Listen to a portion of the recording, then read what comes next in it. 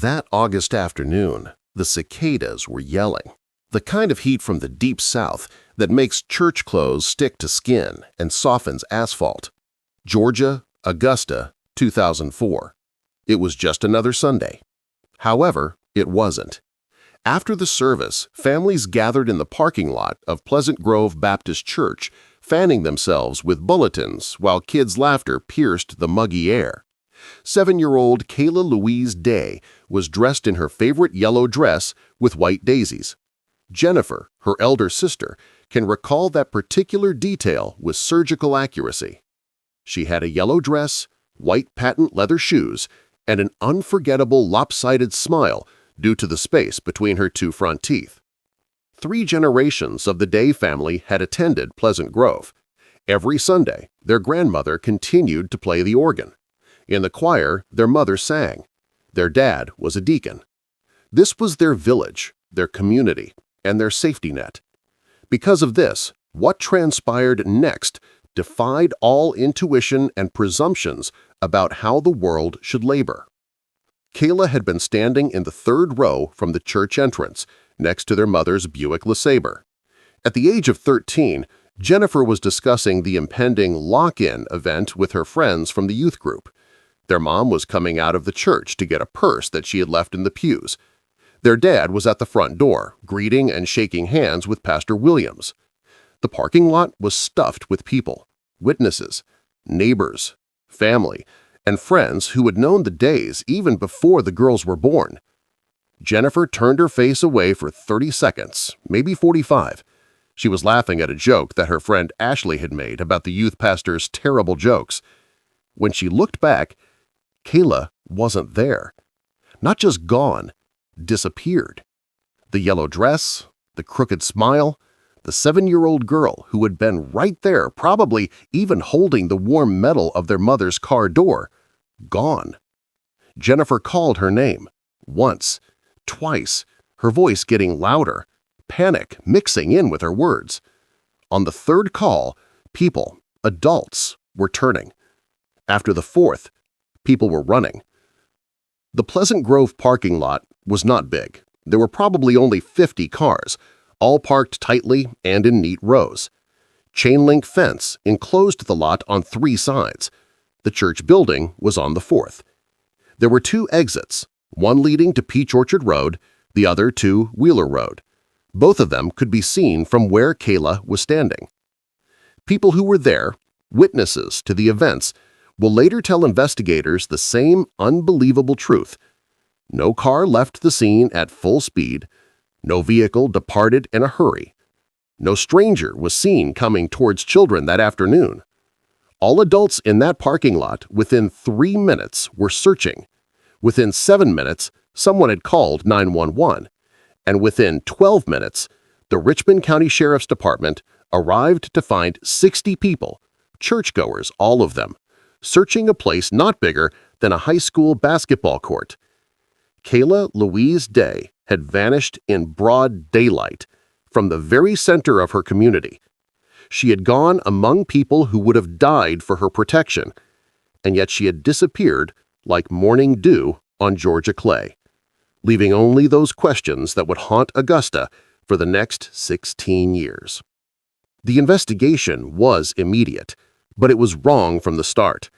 The first 72 hours, the golden window they call it in law enforcement, were taken up with the belief that Kayla had left by herself, that she was hiding and scared by the sudden noise, that she would be discovered in a bathroom stall or behind the fellowship hall, or if by chance she was sleeping under a pew.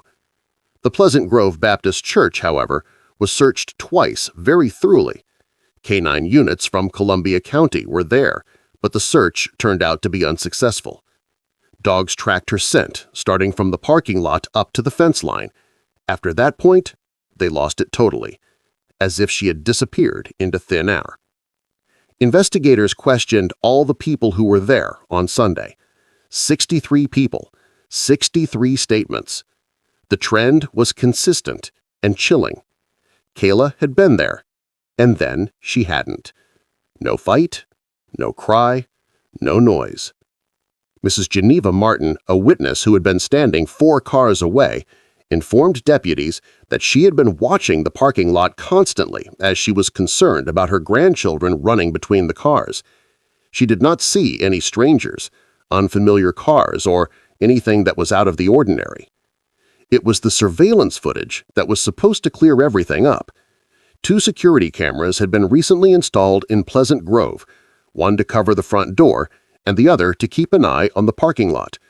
When the police went through the tapes, they discovered something that changed a missing child case to something much stranger. The investigators reviewed the tapes.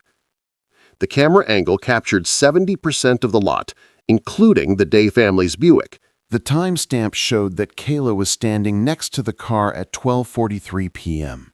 She was gone at 12:44 p.m. The footage did not reveal anyone coming up to her. There was nothing to block the camera's view, no technical glitch or grainy interference, just a little girl in a yellow dress there one second, absent the next, like watching someone walk through a door that didn't exist. The Richmond County Sheriff's Department had never seen anything like it. Cases of missing children usually had those patterns: stranger abduction, family involvement, accidental wandering, tragic drowning. Them aren't the kind of people who would follow such a pattern. They didn't vanish from a tightly packed area with many witnesses and cameras recording. Augusta was completely taken by the case. Flyers were attached to every store window from downtown to Martinez. The Day family made an appearance first on local news, then on regional news, and finally briefly on CNN. Kayla's face, her chubby cheeks, that unique gap-toothed smile, a tiny birthmark looking like a strawberry on her left forearm, became ingrained into the collective memory of Richmond County. However, after weeks without any results, the disappearance turned into months, and eventually the case of the missing Katie Day was left unresolved. The case went cold in the worst possible way, not for lack of effort, but for lack of sense. How can a child disappear right from the center of a parking lot while people are watching? How can she not leave a single trail, a piece of evidence, or a sign of her direction?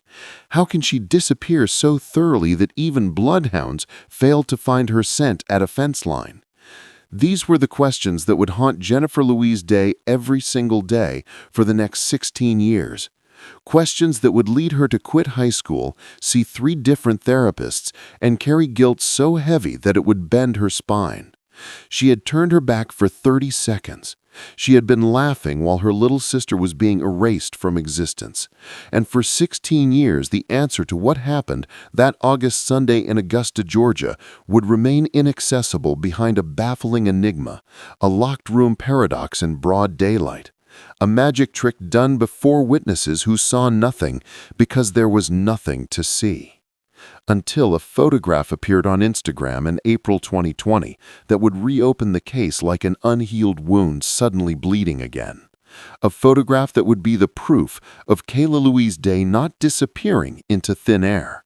She had been taken right in front of everyone's eyes. Kayla Louise Day was scared of butterflies. Not spiders, not snakes, not the dark, but butterflies. The way they flew unpredictably, the papery sound of their wings, the fact that something so fragile could come directly at your face without giving you any warning.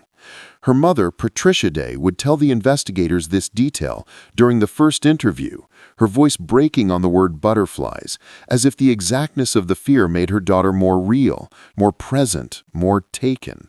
She didn't just collect rocks, or pretty ones, or geodes or crystals like other children. Kayla collected regular gray pebbles from the church parking lot, smooth and unremarkable, which she kept in a shoebox under her bed. For each one, she had a name. Gerald was her favorite. It was a flat stone of about the size of a quarter that she used to carry in her dress pocket on Sundays. Investigators discovered Gerald on the asphalt next to where she'd been standing. That fact didn't go to the official report, but Deputy Marcus Holloway, a first responder that afternoon, recorded it in his notebook, a 7-year-old's lucky charm that was left on hot pavement. She was learning to read above her level but couldn't tie her shoes. Patricia Day had tried to teach her the bunny ears method 17 times. However, Kayla's fingers were unable to hold the sequence. Velcro sneakers were what she wore to school, and those white patent leather shoes with elastic straps on Sundays. Although no one knew why at the time, the shoes were later found to be of significance. They were very easy to take off. They did not make any noise. They did not leave any scratches when taken off the feet of a struggling child. The Day family was not rich, but they were grounded. Robert Day, Kayla's father, was a shift supervisor at the club car factory. Patricia went to Somerville to clean houses 3 days a week. Jennifer helped by taking care of the neighbors' children after school. They were going to Pleasant Grove because Robert's parents had gone there, and his parents' parents before them. 3 generations of Days baptized in the same baptismal font, married under the same oak tree in the courtyard, buried in the same cemetery plot off Wheeler Road. This was relevant to the detectives because it ruled out the most statistically probable explanation, that the family was involved. After the polygraph, Robert Day was cleared. Patricia was cleared too, and so was Jennifer. Although she was 13 and didn't have to take the test, she was so eager to show that she wasn't involved in her sister's disappearance that she insisted on taking it anyway. The first 48 hours of the investigation were like a well-oiled machine in terms of their precision. Sheriff's deputies set up a command center in the Pleasant Grove Fellowship Hall. On Monday morning, the Child Abduction Rapid Deployment Team from the FBI arrived from Atlanta. Behavioral analysts working on the case interviewed the family members, separately, together, and then separately once more. Every member of the church who was present on Sunday was interviewed again with more attention, and at the same time, new standardized questions were asked. Volunteers who were searching in circles that were getting bigger and bigger around the church did their work. The first radius was a half mile, then 2 miles, and finally 5. The Savannah River was thoroughly searched. The rundown buildings in downtown Augusta were cleaned up one by one. Each and every registered sex offender within a 20-meter radius was questioned, and their alibis were checked. None of them were involved. The footage of surveillance cameras was sent to the FBI Forensic Video Unit in Quantico. Experts slowly, frame by frame, upgraded the parking lot camera recording, searching for irregularities, signs of compression, tampering. They didn't find any. The video was genuine. Kayla Louise Day was caught in camera 1286 at 12:43:17 p.m. She was not seen in frame 1327 at 12:44:02 p.m. 45 seconds, 23 frames of continuous recording without a visual interruption. However, the analysts discovered another thing. In frame 1298, about 32 seconds after Kayla's disappearance, a white panel van can be seen entering the camera's field of view. The van was moving slowly past the church entrance on Peach Orchard Road. There were no signs on the van, no apparent license plate, and the rear windows were tinted dark. It was visible for 7 frames, about 3 seconds of the recording before moving out of view. This became the first definitive lead of the investigation. At last, something tangible, something that could be acted upon. The FBI released a regional alert on white panel vans. Tips came in non-stop to the command center. In the first week, 43 white vans were reported in Richmond County alone. Each one was followed to its location, the owner was interviewed, and the inside of the vehicle was checked. Among the vans were one belonging to a landscaping company, one to a plumber, one to a mobile pet grooming service, and one to an electrician who had been at Pleasant Grove that morning repairing the church AC unit. His white van was seized and cleaned forensically, processed. 69 white panel vans were checked in Georgia and South Carolina by the 3rd week. Not one of them was related to the footage of the van. The driver whose footage showed is a stranger. The van's connection with Kayla's disappearance is just a coincidence. It was simply passing by. That is all that anyone could prove. The lead ran out. The tip line slowed down. The news cameras left Augusta. However, during those initial weeks, something else came to light. Deputy Holloway saw it and pointed it out, but it never got traction in the overall investigation. Between 2001 and 2004, 4 other children had disappeared from churches in the Southeast. These kids weren't from Augusta or anywhere in Georgia. There was one child from a Baptist church in Tuscaloosa, Alabama, one from a Methodist church in Green Mill, South Carolina, one from a Presbyterian church in Maughan, Georgia, and one from a Pentecostal church in Florence, South Carolina. All the girls were aged 6 to 8. All of them had vanished on Sundays. All of them had disappeared from parking lots or fellowship halls during or right after services. They were never found. Holloway wrote a memo about the cases and sent it to the FBI field office. He got a reply within a week. They had recognized the patterns, but said there was not enough evidence for a single perpetrator. The victims were from different types of churches, and the 3 cities were in different states. Moreover, the methods used were different. One of the children was last seen in a restroom, another near a playground, and another while helping carry hymnals. The fact that all the incidents took place in church on Sunday was not enough to create a profile. The memo was filed. The deputy, Marcus Holloway, kept his copy of the memo. He had a folder of newspaper articles about those other little girls who had disappeared from their own communities in daylight sunlight. Even though it wasn't officially recorded, he kept Kayla's rock, Gerald, in an evidence bag in his desk drawer. And he kept on with the case on his own time, after the FBI team had gone back to Atlanta. After the search parties had disbanded, after the yellow ribbons at Pleasant Grove Baptist Church had been taken down and the community had tried to move forward.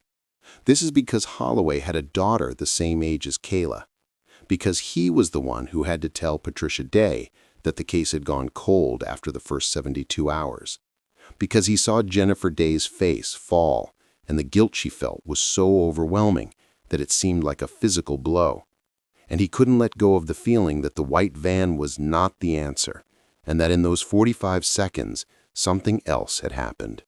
Something that the cameras didn't catch, because they were looking at the wrong thing. Kayla Louise Day was not taken by a stranger in a van. It was someone who knew exactly how to take a child right in the middle of a crowd and make her vanish without anyone seeing it until it was already too late. Someone who had done it before. The psychic came in September. She was Sister Magdalene, traveling from Savannah in a Lincoln Continental, which was very much out of date, albeit the one which was luxurious in its days, and said God had given her visions of Kayla's location. Patricia Day, 6 weeks into a grief that had no body to bury and no closure to process, allowed the woman into her home.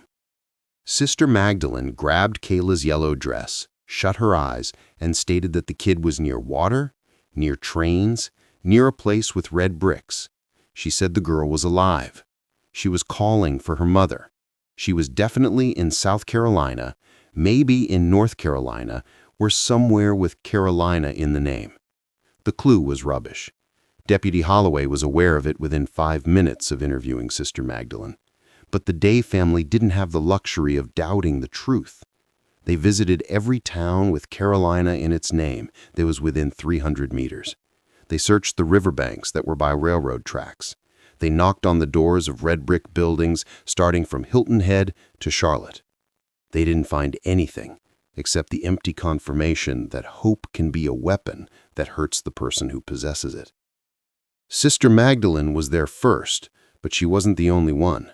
A man from Aiken said he'd seen Kayla at a truck stop near the interstate. A woman in Martinez was sure she had seen the girl at a dollar store, but when the police came, the girl was different. Same age, similar features, but not Kayla. A trucker from Tennessee said on the phone that he had picked up a hitchhiker who on the way confessed to abducting a child from a Georgia church. The confession was looked into. The trucker was questioned. The hitchhiker didn't exist. The trucker was later taken to the psychiatric hospital. Every false lead was like another sharp tool that cut smaller pieces away from the Day family's foundation. Robert stopped sleeping. Patricia stopped eating. And Jennifer stopped being 13. She aged a decade in a year. Her childhood was taken away from her by guilt. She couldn't focus on her studies. She stopped seeing her friends from youth group. She was spending lots of time in Kayla's room, a place that Patricia had left as it was, the bed still made with the purple comforter, the shoebox of rocks still under the bed, Gerald's empty space in the collection like a missing tooth. By the first anniversary, August 2005, the case was only cold in name. The FBI had moved the card team. The news outlets had shifted their focus to other dead persons. Pleasant Grove Baptist Church conducted a service of remembrance, but it was not right. You remember those who have died. Kayla's status was still that of a missing person, held in the worst kind of limbo. Is she alive? Is she suffering? Is she even a child?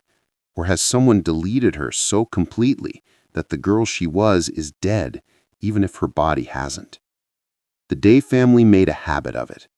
Each Sunday after church, they put a white candle on the steps where Kayla had last been. Patricia would light it, Robert would pray, Jennifer would leave a rock she'd collected that week. Her own pebbles now, ordinary and gray, a sister's offering to a ghost. The candle burned for exactly 1 hour. Then they'd return to extinguish it. Every single Sunday for 16 years, rain or shine, summer heat or winter cold, the concrete steps became a shrine without a body, a memorial to a disappearance. Holloway kept working. Not officially, the case had been moved to an active status by 2007. But in the margins of his shifts, during lunch breaks, late at night when his own daughter was asleep and his mind wouldn't quiet, he built a case board in his garage, pushed his wife's patience to the limits, and became the department's unofficial keeper of Kayla Day's memory. He expanded his research on the pattern he'd noticed, the other missing girls from churches. He drove to Tuscaloosa on his own dime, interviewed the family of Emma Pritchard, age 7, vanished from First Baptist in 2001. He went to Greenville, spoke with the parents of Olivia Chen, age 6, gone from Wesley Methodist in 2003.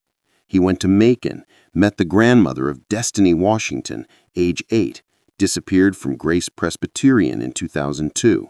Florence, South Carolina, Amber Rodriguez, age 7, Pentecostal Church, 2004, 2 months before Kayla.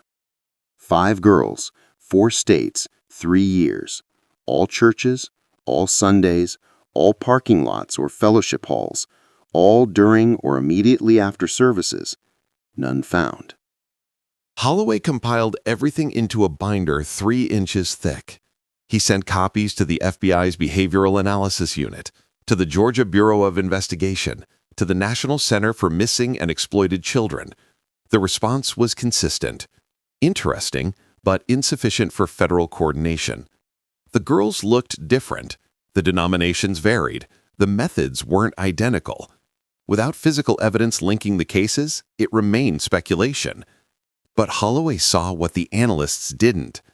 These weren't random abductions. They were selections. Whoever took these children understood church communities intimately. They knew parking lots filled with families who trusted each other. They knew the chaos of Sunday dismissal, children running between cars, parents distracted by conversation and fellowship. They knew these spaces felt safe, which made them perfect hunting grounds. He theorized they were looking for a trafficking network, someone who could move children across state lines, provide them with new identities, place them into homes far from their origins, someone who operated with patience and precision, who struck infrequently enough to avoid pattern recognition, who understood that children taken from churches created investigations focused on strangers rather than communities. He was right, but he couldn't prove it. By 2010, 6 years after Kayla's disappearance, Jennifer Day had dropped out of high school. She worked odd jobs, gas stations, fast food, anything that didn't require focus or ambition. She saw a therapist who diagnosed her with complex PTSD and survivor's guilt. She started medications she didn't always take. She moved out of her parents' house at 19 because she couldn't bear to see Kayla's empty room anymore, then moved back in at 20 because she couldn't bear to be away from the only place her sister still existed. Robert Day had a heart attack in 2012. He survived, but the doctor said stress was a contributing factor. Patricia developed arthritis in her hands, her fingers curling inward like her life. The pain worse on Sunday mornings when she lit the memorial candle. The case became part of Augusta's ghost stories. True Crime Podcast would occasionally cover it in episodes titled The Girl Who Vanished in 45 Seconds or Georgia's Impossible Disappearance. Reddit threads debated theories: alien abduction, trafficking, family involvement, witness collusion. The Day family stopped reading them. The cruelty of strangers online was a violence they hadn't anticipated. But they never stopped looking. Patricia kept Kayla's missing person poster on the refrigerator, updated every year with age progression photos provided by the National Center. 7-year-old Kayla became 10-year-old Kayla, then 13, then 16, then 20. The computer-generated faces showed what she might look like if she'd grown up normally. But Patricia knew better. If Kayla was still alive, whoever had taken her had changed more than her appearance. They changed her name, her history, her entire reality. Deputy Holloway retired from the Richmond County Sheriff's Department in 2018. His garage caseboard remained intact. He handed Kayla's file to a younger detective who promised to keep it active. But Holloway knew how these things worked. Cold cases stayed cold, unless new evidence emerged, and new evidence required miracles. What he didn't know, what none of them knew, was that the miracle was already in motion. That technology was about to accomplish what 16 years of traditional investigation couldn't. That a photograph was about to surface on a social media platform that would crack the case wide open. Not through brilliant detective work, but through the simple, terrible power of human recognition. Because Kayla Louise Day hadn't vanished into thin air. She'd been taken by people who understood that the best way to hide a stolen child wasn't to bury her, but to give her a new life so complete that even she wouldn't remember the old one. And for 16 years, it had worked perfectly. Jennifer Louise Day turned 28 in March 2019. She celebrated alone in her apartment above a pawn shop on Broad Street, eating grocery store cake and scrolling through her phone. With practiced numbness, her mother had called. Her father had texted. She'd responded to both with brief messages that contained no real information about her life, because there was no real information to give. She worked checkout at a Kroger near the interstate. She came home. She watched television she didn't remember. She went to bed. She woke up and did it again. This was what guilt looked like after 15 years. Not the sharp, immediate kind that makes you scream or confess. The chronic kind. The kind that becomes your baseline, your new normal, the lens through which every experience is filtered and found wanting. Jennifer had dated 3 men in her 20s. All 3 relationships ended the same way, with her pulling away emotionally, unable to accept happiness because accepting happiness meant betraying Kayla. How could she laugh at a movie when her sister might be suffering? How could she enjoy a meal when Kayla might be hungry? How could she build a life when the life she was supposed to protect had been stolen? Well, she was giggling about youth group drama. Her therapist had a name for this: complicated grief with obsessive features. Jennifer had a simpler name: being awake. Because the alternative? Moving on, letting go, accepting that Kayla was probably dead and had been for 15 years, felt like murder. Like finishing the job whoever took her had started. She still searched faces. This was the obsessive feature her therapist meant. In the Kroger checkout line, Jennifer studied every girl and young woman who passed through. She looked for the gap between front teeth, the strawberry birthmark on the left forearm, the specific pattern of Kayla's hairline. She knew the age progression photos by heart, what Kayla should look like at 16, at 18, at 21, at 23. The National Center for Missing and Exploited Children had stopped sending updated versions after 2016, but Jennifer had studied the last one until she could draw it from memory. She searched faces at the grocery store, at gas stations, in crowds at the Riverwalk. She searched faces on television shows filmed in other states, pausing episodes to examine extras and background shots. And increasingly, she searched faces online: Facebook, Instagram, Twitter, TikTok, platforms where people posted their lives in real time, unfiltered and constant. Millions of faces, billions of photographs, an impossible haystack containing potentially one specific needle. Her mother thought she was torturing herself. Her father thought she needed stronger medication. Her therapist suggested it was a coping mechanism that had outlived its usefulness. But Jennifer couldn't stop because what if? What if Kayla was out there living under another name, unaware of her real identity? What if she posted a selfie one day and Jennifer missed it because she'd finally accepted reality and moved on? What if the only thing standing between Kayla and her real family was Jennifer's willingness to keep looking when everyone else had stopped? The Day family still gathered every Sunday at Pleasant Grove Baptist Church. Patricia was 61 now, her arthritis so severe she could barely light the memorial candle without Robert's help. Robert was 64, retired from the club car factory on medical disability after a second heart attack in 2017. They moved slower, spoke softer, looked older than their years. Grief had aged them the way time alone couldn't. The ritual remained unchanged. White candle on the church steps, 1 hour of burning, a rock placed beside it. Jennifer still brought them, though she was 28 years old and felt ridiculous carrying pebbles in her purse. The congregation had mostly stopped acknowledging it. Newer members didn't know the significance. Older members knew but didn't mention it, understanding that some wounds don't heal, they just become permanent features of the landscape. Pleasant Grove itself had changed. Pastor Williams had retired in 2011. The new pastor, Reverend Jackson, was younger, more contemporary, installed projection screens and a praise band.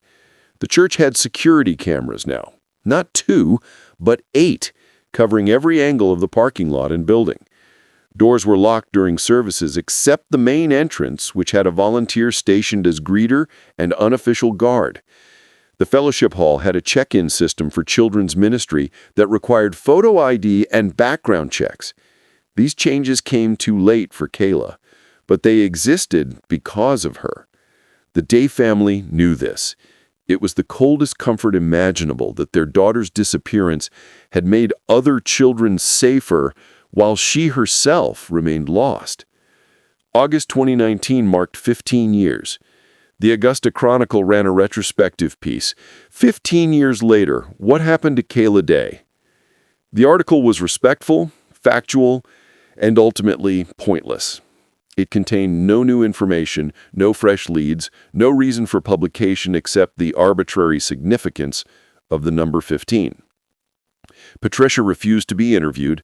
Robert gave a brief statement asking anyone with information to contact authorities. Jennifer read the article online at 2 a.m., sitting in her dark apartment, and felt the familiar hollowness that accompanied being reminded her sister was a cold case, a mystery, a tragedy, anything but a person. The article did prompt a few tips.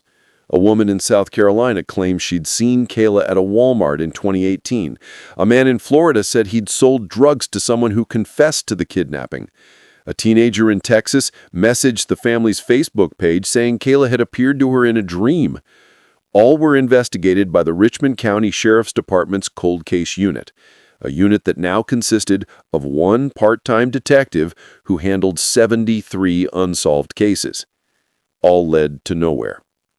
Deputy Holloway, retired but unable to let go completely, still called the Day family every few months.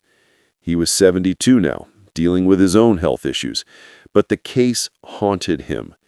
He'd tell Robert about new developments in forensic genealogy, about how DNA from old evidence could be run through consumer databases like 23andMe and Ancestry.com to identify suspects through familial matches. He'd talk about advancements in facial recognition software, about databases that could search millions of photos for specific features. The technology existed, but without evidence to test, without a body to analyze, without a concrete suspect to identify, the technology was useless. "We just need one break," Holloway would say, "one piece of luck." Robert would thank him for calling, hang up, and return to his routine of quiet despair. By December 2019, the world had other concerns. News of a novel coronavirus in China seemed distant, irrelevant to Augusta, Georgia. By March 2020, it was the only thing that mattered. Georgia's governor issued a shelter-in-place order. Non-essential businesses closed. The Kroger, where Jennifer worked, remained open. Grocery stores were essential, but foot traffic dropped dramatically as people hoarded supplies and hid in their homes. Pleasant Grove Baptist Church canceled in-person services for the first time in its 112-year history. They moved worship online, live-streamed from an empty sanctuary. The Day family watched on their television at home. Robert and Patricia on the couch, maintaining the Sunday tradition even though the building was locked and the memorial candle couldn't be lit. Jennifer watched alone in her apartment, feeling the dissonance of a pandemic that had stopped the world, but not her grief. The lockdown did strange things to time. Days blurred together. Jennifer was furloughed from Kroger in April when hours were cut. She filed for unemployment and found herself with nothing but time. Time she'd spent 15 years filling with work and distraction and purposeful exhaustion. Now there was only silence, only the apartment, only her thoughts, only her phone. She spent hours on Instagram. It had become her primary searching ground over the past few years. The platform was visual, immediate, popular with young people who would be Kayla's age now. Jennifer followed random accounts, college students in Georgia, young professionals in Atlanta, anyone who looked even remotely similar to the age progression photos. She knew it was irrational. She knew the odds of randomly finding Kayla this way were astronomical. But irrationality was a luxury she couldn't afford to abandon. Hope, even delusional hope, was the only thing keeping her upright. April 2020 was the 16th anniversary month. 16 years since that Sunday. 16 years of Jennifer being older than she'd been when she lost her sister, yet still emotionally frozen at 13, still standing in a parking lot, turning around to find emptiness. The number felt obscene. 16 years. Kayla would be 23 now, old enough to have graduated college, old enough to be married, to have children of her own, old enough to have lived an entire adult life that the Day family would never witness. Jennifer thought about this constantly during lockdown. She thought about what Kayla might be doing if she were still with them. Would she have gone to Augusta University? Would she have moved away, built her own life, called home on Sundays? Would she and Jennifer be friends now? Or would the age gap have kept them distant? Would Kayla forgive her for those 30 seconds of distraction? Or would she carry her own resentment, her own version of the guilt that was killing Jennifer slowly from the inside? These thoughts circled endlessly, encouraged by isolation and silence. Jennifer tried to distract herself with Netflix, with books, with anything that would quiet her mind. But her mind wouldn't quiet, and her fingers kept scrolling through Instagram, searching faces, studying smiles, looking for the gap between front teeth that haunted her dreams. She didn't know she was days away from finding it. She didn't know that the technology Holloway had talked about, the facial recognition, the social media databases, the ability to search millions of lives from a single phone, was about to deliver the miracle they'd been waiting 16 years to receive. She didn't know that Kayla Louise Day was alive, living under a different name in New York City, and that her photograph was already posted online, waiting to be discovered by the only person in the world who would recognize a birthmark shaped like a strawberry and a gap-toothed smile that belonged to a ghost. The breakthrough was coming. Not through brilliant detective work or forensic science or federal investigation. Through the simple, terrible, miraculous act of a grieving sister scrolling through her phone at 11 p.m. on a Wednesday night in April, unable to sleep, unable to stop looking, unable to accept that some people vanish and never come back. Sometimes they do come back, but they come back as strangers. It was 11:47 p.m. on Wednesday, April 22, 2020. Jennifer had been scrolling for 3 hours, her eyes burning from screen glare, her thumb moving automatically through an endless feed of strangers' lives, birthday parties, home workouts, sourdough bread, pandemic boredom documented in real time by millions of people trapped in their homes with nothing but phones and time. She almost scrolled past it. The photo was unremarkable at first glance. A young woman in a Brooklyn apartment, sitting cross-legged on a hardwood floor holding a coffee cup, smiling at the camera.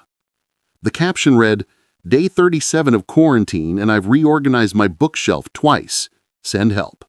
Quarantine life, Greek Brooklyn, re-coffee lover." But something made Jennifer's thumb stop.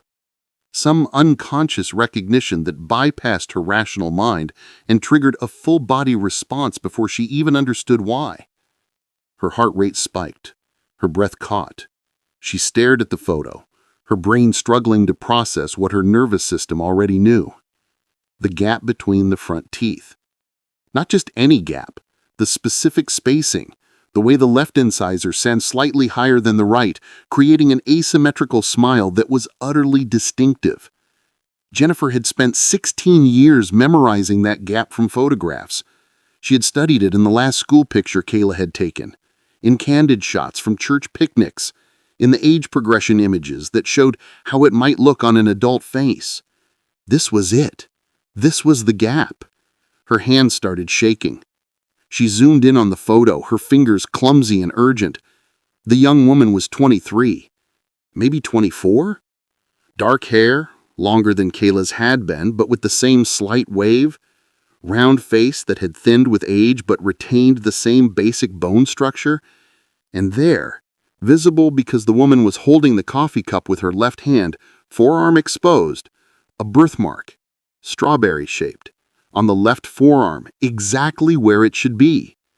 Jennifer made a sound she didn't recognize as her own voice, a gasp or sob, a prayer, something animal and involuntary. She screenshotted the photo with shaking hands, zoomed in further on the birthmark, compared it to the photo she kept on her phone. 7-year-old Kayla at the beach, arm raised to wave at the camera, the strawberry birthmark clearly visible in the sunlight. The shape was identical, not similar, identical. The irregular edges, the way it curved slightly at the top, the small dot that branched off the main mark like a seed. Jennifer's vision blurred. She was hyperventilating. She forced herself to breathe, to think, to not let panic override the moment that her entire adult life had been building toward. She went back to the Instagram profile. The username was Michelle Wilson, NYC. The profile was public. 847 followers, 312 posts. Bio read, Brooklyn transplant, literature major, coffee addict, rescue dog mom. Michelle Wilson, not Kayla Day. A completely different identity, a completely different life. New York City, not Georgia. Literature major, not the second grader who'd been learning to read chapter books. A woman who'd lived 23 years, 16 of them as someone else entirely. Jennifer scrolled through the posts with frantic urgency. Photos of Michelle at NYU campus, Michelle with friends at a coffee shop, Michelle with a golden retriever, Michelle at a bookstore, Michelle on a Brooklyn street, brownstones in the background, Michelle living a life that was real and documented and utterly impossible. There were older posts. Jennifer scrolled back through years of content, hands trembling so badly she kept accidentally liking photos. Michelle's high school graduation, 2015, from a school in Albany, New York. Michelle is a teenager, braces covering the gap between her teeth. Michelle is a child, maybe 11 or 12, at what looked like a family barbecue, standing next to an older white couple who were tagged as mom and dad. Jennifer felt sick. These people, the Wilsons, had raised her sister, had been called mom and dad by a stolen child, had watched Kayla grow up while the Day family lit candles and searched faces and slowly died from not knowing. She needed to be sure, absolutely certain, because if she was wrong, if this was just a young woman who happened to have a similar gap in her teeth and a similar birthmark, She would be accusing innocent people of a crime they didn't commit. She would be reopening her family's wounds for nothing. She would be inflicting her own trauma on strangers who just happened to look like ghosts. But she wasn't wrong. Every cell in her body knew it. This was Kayla. At 12:03 a.m., Jennifer called her father. Robert Day answered on the first ring, voice thick with sleep and immediate worry, because no one calls at midnight with good news. "Dad," Jennifer said, and her voice broke completely. "Dad, I found her. I found Kayla." There was a long silence then. "Jennifer, baby, you need to—" "I'm not imagining it. I'm not having an episode. I found her on Instagram. Her name is Michelle Wilson. She lives in New York. It's her. I'm looking at her birthmark right now. It's exactly the same. The gap in her teeth, everything. Dad, it's her." Another silence. Jennifer could hear her mother in the background asking what was wrong. She heard her father's breathing change, heard him trying to control his own reaction. "Send me the photo," he said finally. "Send me everything. I'm calling Holloway." Marcus Holloway was 72 years old and hadn't been a deputy for 2 years. But when Robert Day called at 12:17 a.m. saying his daughter had found Kayla on Instagram, Holloway was out of bed and coherent within 30 seconds. He'd been waiting 16 years for this call. He knew it might never come, but he'd been ready anyway, just in case. He arrived at the Day house by 1 a.m. Jennifer had driven from her apartment, bringing her laptop so they could review everything on a larger screen. The three of them sat at the kitchen table, the same table where Kayla used to eat breakfast before church, where she'd done homework, where she'd collected her rocks and named them with 7-year-old logic. Holloway examined every photo methodically. He'd been a deputy for 31 years. He knew how to separate hope from evidence, wishful thinking from proof. But the more he looked, the more certain he became. The birthmark was definitive. Birthmarks don't change. The shape, size, and location were identical to the photographs in Kayla's file. The gap between the teeth was distinctive enough to be considered a biometric marker. And there were other details.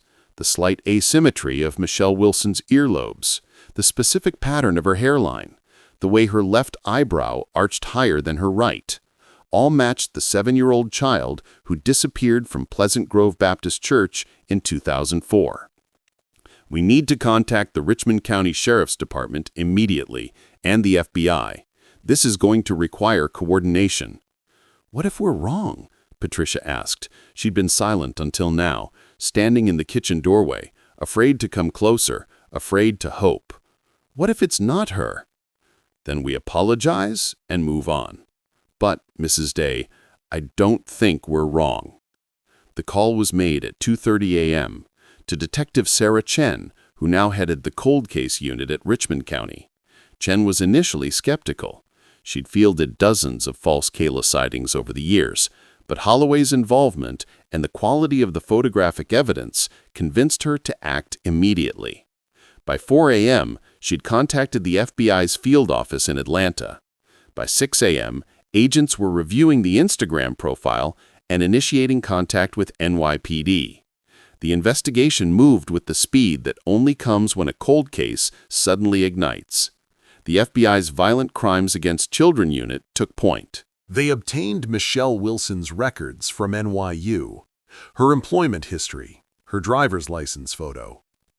They contacted Albany, New York authorities to pull birth records for Michelle Elizabeth Wilson, born April 3, 1997. The birth certificate was fraudulent, expertly done, but fake. The issuing hospital had no record of a Michelle Wilson born that date. The supposed parents, David and Rebecca Wilson, had Social Security numbers that checked out, tax returns that were filed properly, a mortgage on a house in Albany that they'd owned since 1995. On paper, they were legitimate. In reality, they were ghosts. Identities carefully constructed and maintained for decades. By Thursday afternoon, FBI agents in New York had located the Wilsons' address in Brooklyn. David Wilson, age 58, worked as an accountant. Rebecca Wilson, aged 56, was a librarian. They lived quietly in Park Slope, had no criminal records, and appeared to be ordinary middle-class professionals. Except they'd been living with a kidnapped child for 16 years and either knew it or were part of a network sophisticated enough to provide them with a stolen girl and a complete false identity. The FBI made the approach carefully. They didn't want to spook the Wilsons into fleeing or destroying evidence. On Friday, April 24th, agents knocked on their door with a warrant to collect DNA samples from Michelle Wilson. The Wilsons appeared confused, cooperative, and genuinely bewildered. Michelle Wilson herself, sitting in her Brooklyn apartment with her rescue dog, unaware that her entire life was a lie, agreed to provide a cheek swab voluntarily. "What is this about?" she kept asking. "I don't understand. What did I do?" "You didn't do anything," the lead agent told her, "but we need to verify some information about your identity." The DNA was rushed to the FBI's lab in Quantico.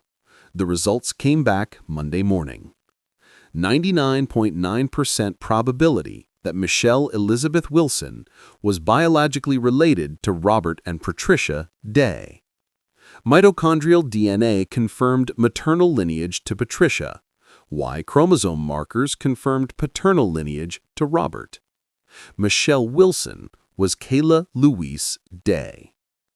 The case broke open like a wound. FBI investigators descended on the Wilsons' home with forensic teams. They seized computers, phones, documents, financial records. They interrogated David and Rebecca Wilson separately for 8 hours each. And slowly, piece by piece, the truth emerged. A truth more disturbing than a simple kidnapping. The Wilsons weren't Kayla's abductors. They were her buyers. David Wilson confessed first, his attorney advising cooperation. He and Rebecca had been unable to have children. They'd tried fertility treatments, adoption agencies, everything legitimate. They'd been rejected by adoption agencies due to Rebecca's history of mental health treatment.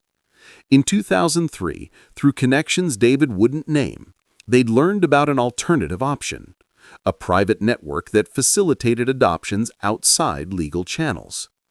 They paid $75,000 in 2004 for a newborn that turned out to be a 7-year-old girl with falsified documents claiming she was 3 years younger. They'd known something was wrong. They'd known Kayla was older than the paperwork said. But they'd wanted a child desperately enough to ignore the warning signs. They'd moved from Albany to Brooklyn in 2006, establishing Michelle's identity in a new location where no one knew their history. They'd raised her, loved her, treated her as their biological daughter.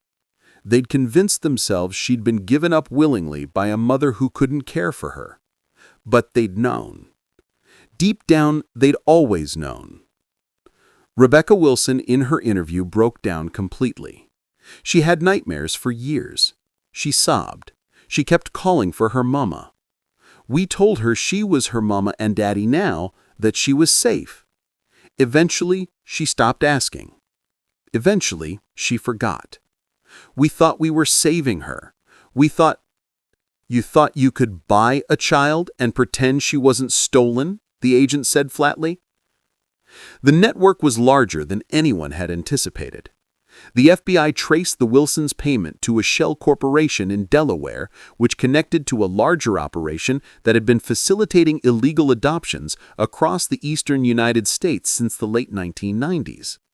Children were taken from vulnerable situations, not always kidnapped, sometimes purchased from desperate parents, sometimes stolen from foster care systems, sometimes taken from places like church parking lots where no one expected danger.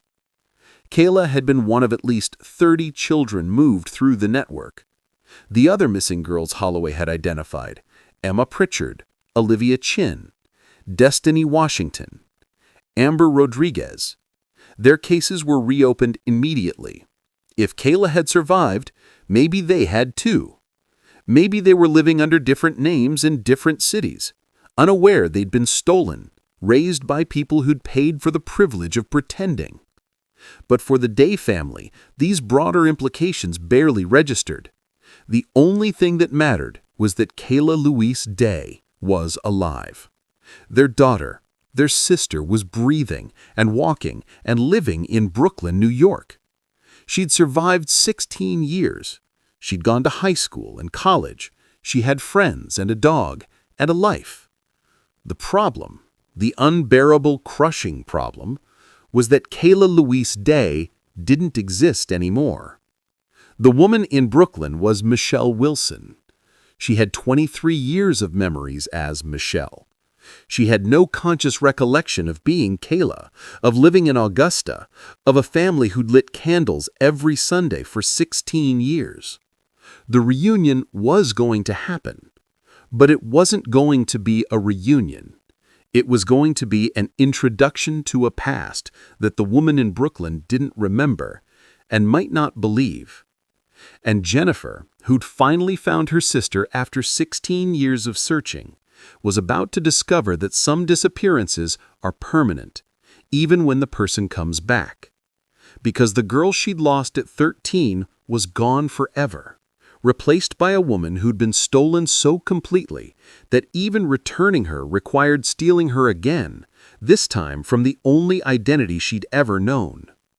The reunion happened on May 2nd, 2020, in a conference room at the FBI's New York field office. Not in a home, not in Augusta, not anywhere that felt natural or right. A government building with fluorescent lights and the smell of burned coffee. Because this wasn't a homecoming. This was a deposition into reality. Michelle Wilson sat on one side of the table, flanked by her attorney and a trauma psychologist the FBI had assigned. She looked smaller than she did in her Instagram photos, her face pale and drawn from 10 days of having her entire existence dismantled. The Wilsons, the only parents she'd ever known, had been arrested. Her apartment had been searched. Her life had become evidence in a federal investigation. And now 3 strangers were telling her they were her real family, that her name wasn't Michelle Wilson, that she'd been stolen from a church parking lot in Georgia when she was 7 years old. She didn't remember any of it. Patricia Day sat across from her, hands folded in her lap to keep them from reaching across the table. Robert beside her, his jaw clenched so tight it looked painful. Jennifer at the end, tears already streaming down her face, though no one had spoken yet. The FBI agent facilitating, Special Agent Maria Torres, had explained the protocol. This was not an interrogation. This was a reunification process, but one complicated by the fact that the person being reunified had no conscious memory of the family she was being returned to. Michelle Wilson had been shown the DNA results, the birth records, the photographs from 2004. She'd been told the facts in clinical language designed to minimize psychological trauma. But facts were not the same as memory. Data was not the same as identity. Michelle, Agent Torres said gently, "These are Robert and Patricia Day. This is Jennifer Day. According to DNA analysis and documentation, they are your biological family. You were reported missing from Augusta, Georgia on August 8, 2004 when you were 7 years old. Your birth name is Kayla Louise Day."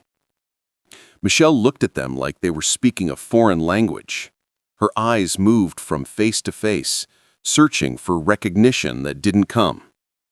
Her voice cracked. "I don't remember you. Any of you. I'm sorry, but I don't." "It's okay, baby," Patricia said, and her voice was somehow steady despite the tears. "It's okay. We know.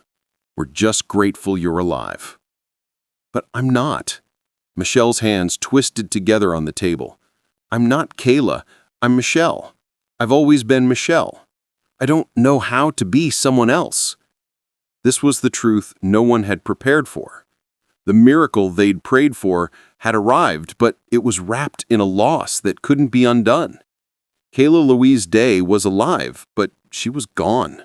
The 7-year-old who'd collected rocks and feared butterflies and stood in a yellow dress in a parking lot no longer existed inside the 23-year-old woman sitting across from them. The psychologist, Dr. Nina Okonkwo, intervened. What you're experiencing is completely normal. You were very young when you were taken. The people who had you created a new identity for you so completely that it overwrote your original memories. This is actually a protective mechanism. Children's brains are remarkably good at adapting to new circumstances to ensure survival. You weren't given the opportunity to remember your previous life. So, what am I supposed to do now? Michelle asked, and the rawness in her voice was unbearable. Just accept that everything I know about myself is a lie? That my parents, the people who raised me, are criminals? That I have this whole other family I don't remember? You take it one day at a time, Dr. Okonkwo said. There's no manual for this, no right way to process what's happened to you. Jennifer couldn't stay silent anymore. I'm sorry, she said, her voice breaking completely. I'm so sorry. I turned my back for 30 seconds. 30 seconds and they took you. I've spent 16 years trying to find you, and now that I have, you don't even know who I am. I'm so sorry. Michelle looked at her, really looked at her, and something flickered across her face. Not recognition, not memory, but something human and connected nonetheless. It wasn't your fault, she said quietly. You were 13. You were a kid too. It was the first moment of grace in a situation that had none. The first indication that maybe, over time, some kind of relationship could be built. Not the relationship they'd lost, not the sisterhood that had been stolen, but something new, something forged from wreckage. The meeting lasted 2 hours. They talked in circles around the central horror, trying to find safe ground and failing. Patricia showed Michelle photos from her childhood, birthday parties, Christmas mornings, the shoebox of rocks. Michelle looked at them with clinical distance, like studying archaeological artifacts from a civilization she'd read about but never visited. I had nightmares when I was little, Michelle said suddenly. For years, I used to wake up crying, calling for someone. My parents, the Wilsons, they said it was just childhood anxiety. They took me to therapists who said I was processing adoption trauma, even though they told me I was adopted as an infant. She paused, her eyes distant. I wasn't processing adoption trauma. I was remembering being kidnapped. Robert's face crumpled. To know his daughter had been crying for them, had been trying to remember, and had been told her own memories were false. It was a cruelty beyond comprehension. We never stopped looking, he said. We lit a candle every Sunday for 16 years. Every single Sunday. We never gave up. Michelle nodded slowly, processing this information like data that didn't quite compute. I believe you. The DNA doesn't lie. The evidence is clear, but I can't feel it yet. I can't feel like I'm your daughter. Does that make me a terrible person? No, Patricia said firmly. It makes you human, and it makes us ours even if you don't remember being ours. You're our daughter. You always were. Nothing that happened changed that. The meeting ended without resolution because there was no resolution to be had. Michelle Wilson needed time, therapy, space to process an identity crisis that would take years to unpack. The Day family needed to accept that the daughter who'd returned wasn't the daughter they'd lost, and everyone involved needed to navigate a legal and emotional landscape that had no precedent, no guidebook, no clear path forward. But the case itself, the criminal case, moved forward with brutal efficiency. David and Rebecca Wilson were charged with federal kidnapping and conspiracy. They accepted plea deals, 15 years each, in exchange for full cooperation with the investigation into the adoption network. Rebecca's attorney argued for leniency, citing her mental health history and claiming she genuinely believed they were rescuing Michelle from a bad situation. The judge was unmoved. 16 years of lies, he said, constituted intent, regardless of rationalization. The network was larger than anyone had anticipated. FBI raids across 8 states resulted in 23 arrests. The operation had been running since 1994, moving children primarily through church communities, foster care systems, and vulnerable populations. The architect was a man named Thomas Brennan, a former social worker who'd become disillusioned with legal adoption bureaucracy and decided to create his own system. He'd been operating for 26 years. He'd moved an estimated 47 children through his network. Orchestrated narrative expansion, encompassing case resolutions, community impact, legal reforms, and emotional closure. Need to continue with the resolution of the other missing children cases, the community response, the legal changes, and the emotional epilogue. Still need about 2,000 plus more characters. The breakthrough in Kayla's case provided leads for the others, and the Pritchard from Tuscaloosa was found living as Sarah Matthews in Denver, Colorado, age 26, married with a child of her own. Olivia Chen from Greenville was found as Madison Parker in Portland, Oregon, age 23, working as a dental hygienist. Destiny Washington from Montani was found as Grace Taylor in Richmond, Virginia, age 25, a graduate student. Amber Rodriguez from Florence was found as Claire Bennett in Boston, age 23, a nurse. All alive, all stolen, all living under false identities, all struggling with the same impossible reunion that Michelle Wilson faced. The FBI held a press conference in June 2020 announcing the network's dismantlement and the recovery of 5 missing children, now adults.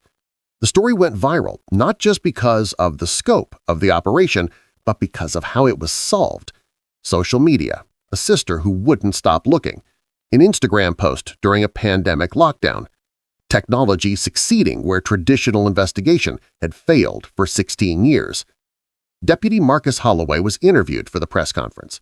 At 72, vindicated but not triumphant, he spoke carefully. This case was solved by a family that never gave up, by a sister who looked at millions of faces until she found the right one, by parents who lit a candle every week for 16 years. The technology helped, but it was the love that solved it. The refusal to forget, that's what brought these girls home. Pleasant Grove Baptist Church held a service of Thanksgiving in August 2020. Social distancing requirements meant limited attendance, but the event was live-streamed. The Day family stood at the front, and for the first time in 16 years, the white candle on the church steps was lit not in mourning, but in complicated joy. Michelle Wilson, who'd requested they keep calling her Michelle for now because Kayla still felt like wearing someone else's skin, attended via Zoom from her Brooklyn apartment. She didn't speak, but she was present. That was something. The legal aftermath was complex. Michelle Wilson legally reclaimed her birth name, Kayla Louise Day, but continued using Michelle socially. She was an adult. She could choose. Ogilson's assets were frozen and liquidated to pay restitution. Michelle inherited nothing from them, which was both just and devastating. They'd raised her, loved her in their broken way, and stolen 16 years from another family in the process. There was no clean resolution, no way to untangle the love from the crime. Jennifer moved to New York in September 2020. Not to Brooklyn. She knew Michelle needed space, but to Queens, close enough to be available, but far enough to not suffocate. She got a job at a bookstore, started seeing a new therapist, and slowly began building a relationship with the stranger who was her sister. They met for coffee every other week. They texted occasionally. They didn't talk about the past much. They talked about books, about Michelle's dog, about the pandemic, about normal things that sisters might discuss if their relationship wasn't built on trauma and DNA. It wasn't the reunion Jennifer had dreamed of for 16 years, but it was real. And after 16 years of searching for ghosts, real was enough. Robert and Patricia Day aged overnight once the shock wore off. The relief of knowing Kayla was alive was profound, but it couldn't erase the grief of knowing she didn't remember them. They'd gotten their daughter back in biology, but lost her in memory. It was a victory that felt like mourning.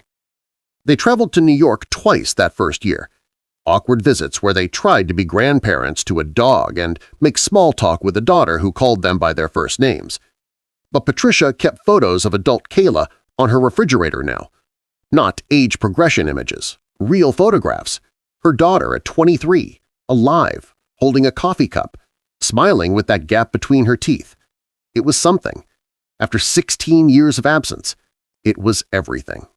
The case changed laws.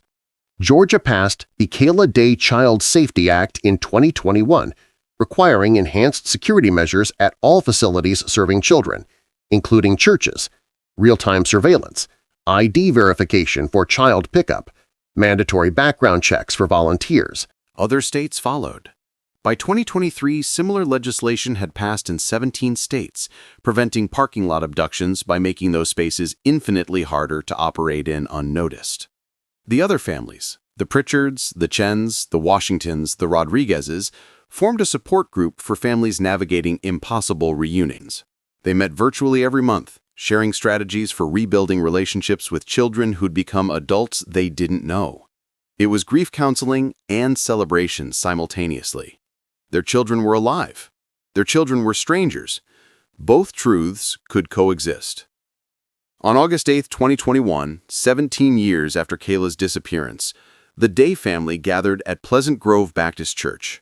The Sunday ritual had evolved. They still lit a candle, but now it burned in gratitude rather than grief. Michelle joined them in person this time, her first visit to Augusta since her recovery. She stood on the church steps where she'd last stood at 7 years old and felt nothing. No memory, no recognition. Just southern heat and the sound of cicadas and the weight cluther people's emotions. But she stayed anyway. She stood with the family that was biologically hers in the place where her life had been split in two, and she honored the loss, even if she couldn't remember it. That was what healing looked like in a situation with no precedent for healing. Showing up, standing present, acknowledging that what was taken mattered, even if she couldn't retrieve it. Jennifer placed a rock on the steps. Ordinary, gray, unremarkable. She'd brought it from New York, from the East River waterfront, where she walked some mornings before work. She placed it next to the candle and felt, for the first time in 17 years, something other than guilt. Not quite peace, not quite closure, but acceptance. She'd found her sister. Her sister was alive. They would never get back what was stolen. But they had this, a beginning, built from an ending. Patricia Day stood beside her daughter, both daughters, and felt the impossible mathematics of loss and recovery. Kayla was here. Kayla was gone. Both were true.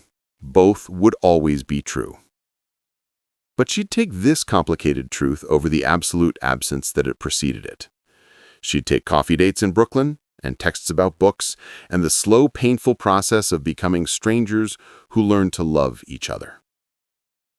She'd take it because the alternative was lighting candles for a ghost forever.